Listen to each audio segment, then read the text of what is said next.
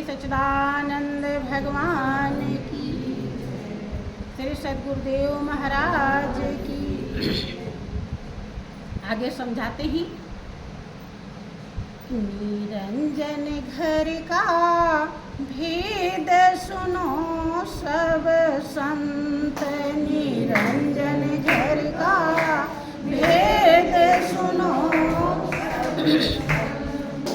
काया नगरी बीच मनोहर त्रिकुटी महल सुहन, काया नगरी बीच मनोहर त्रिकुटी महल सुहन। तिसके ऊपर बसे निरंजन, तिसके ऊपर बसे निरंजन, जगमग ज्योत जगंत, निरंजन घर का भेद सुनो सब संत, निरंजन घर का भेद सुनो सब संत। कहाँ बताते हैं ब्रह्मानंद जी? निरंजनपुर कहाँ है? काया नगरी बीच मनोहर। काया एक नगरी है। कभी आप लोगों ने समझा कि काया भी नगरी है? हाँ, ब्रह्मानंद ने, अरे जिस नगरी में भगवान मिलते हों उससे बढ़कर कोई नगरी है? बताइए। सब नगरी के लोग व्याख्या करते हैं, वो देश ऐसा है, वो देश ऐसा है, वो देश ऐसा है। लेकिन इस देश का, काया नगरी का जो नगर है, इसका व्याख्या ब्रह्मानंद ने किया। काया नगरी बीच मनोहर, मनोहर मन को हरने वाला, मन को आकर्षित करने वाला। अगर हम उसमें मन को लगा लेते हैं तो हमारा मन मान जाता है। काया नगरी बीच मनोहर त्रिकुटी महल सुहंत। त्रिकुटी एक महल है सुहावना, तिसके ऊपर बसे निरंजन।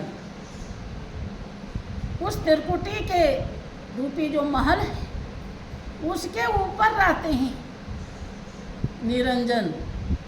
और क्या स्वरूप है? जगमग ज्योत जगंत।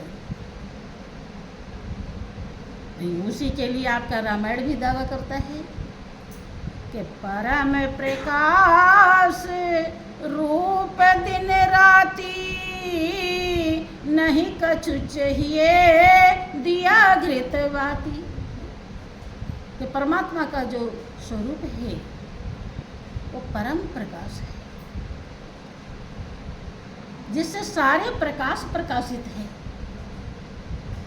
भाई भगवान कृष्ण भी कहते हैं कि ज्योतिषामप्त ज्योतिष तमसा परम उचित। मेरा जो रूप है वो ज्योतियों का ज्योति। वही ब्रह्मानंद जी भी कह रहे हैं। सभी महापुरुष उसी को कहते हैं। और ये के पावर है बिजली, वो भी ज्योति है।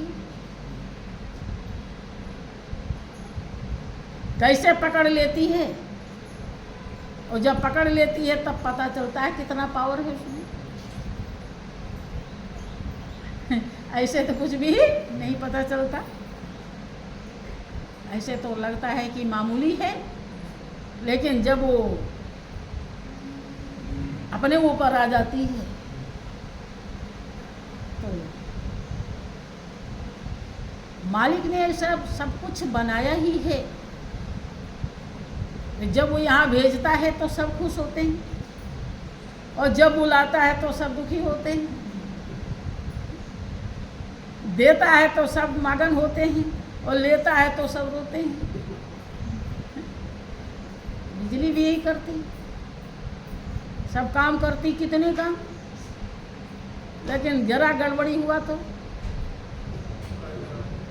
सब काम खराब कर देती है।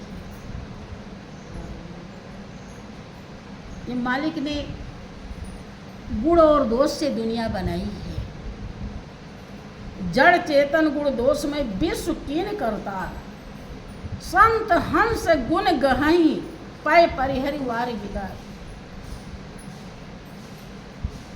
संत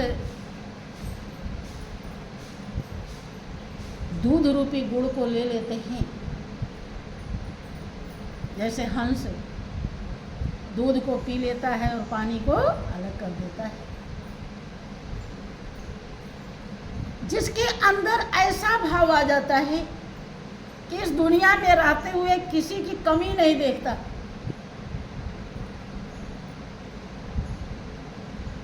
किस लिए?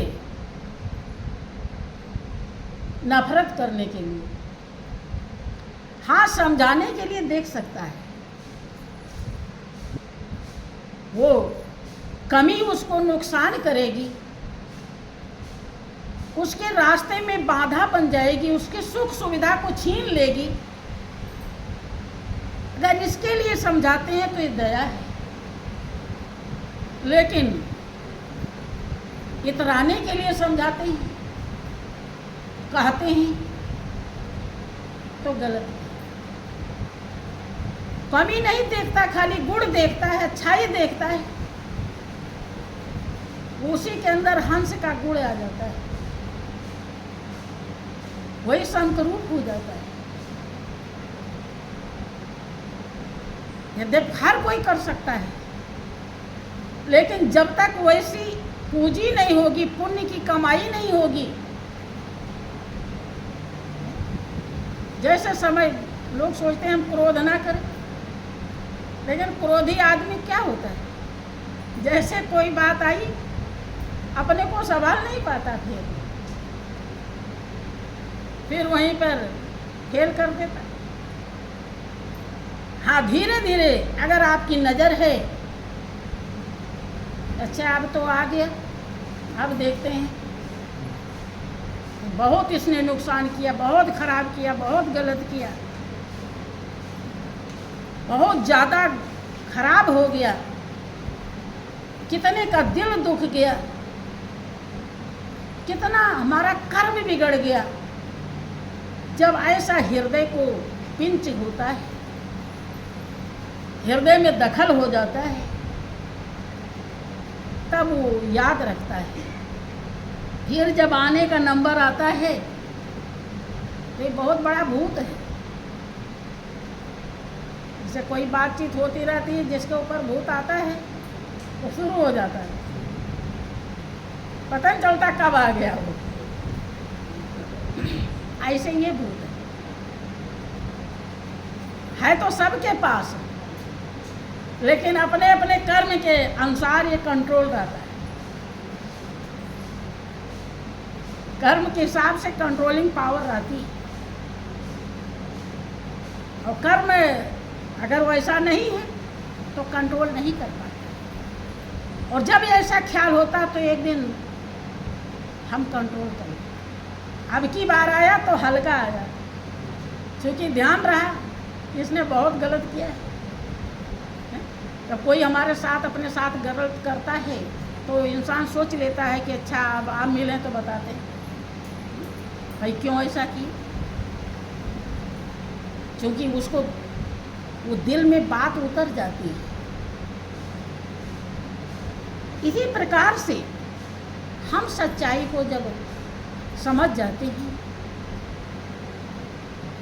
तो बिल्कुल भी हमसे गलती नहीं होती और हम अपने ध्येय और लक्ष्य को प्राप्त हो जाते हैं।